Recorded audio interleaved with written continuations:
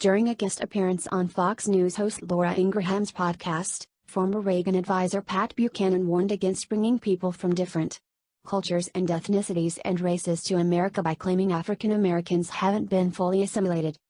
"We give 1.3 million green cards, which I think is way too many, every year in the United States," Ingraham said. "Most Americans polled think it's either keep it the same, or lower the number. 90% of these are folks coming from what you might call the second or the third world," Buchanan replied.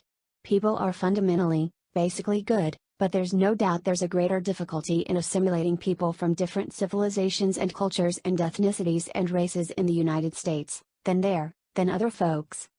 He continued by claiming Black Americans have not been integrated into U.S. society, despite being brought to America as slaves 500 years ago. "We know this is true. African Americans have been here since 1619. They've helped build and create the nation.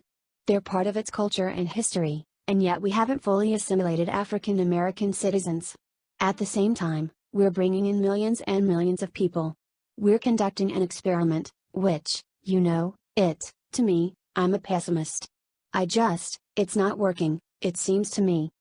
Ingraham and Buchanan's discussion was sparked by comments made by 2020 Democratic candidate Kamala Harris, who recently called for some border security but condemned using the issue to keep immigrants out for the sake of this nationalistic kind of thing this president is trying to push.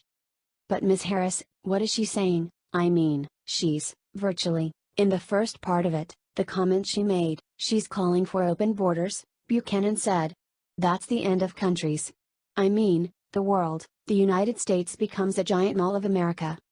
Ingraham then claimed Harris's goal is to ensure America as we know her today will be completely transformed by Latin American immigrants. The Republican Party will be done, because of immigration, she added.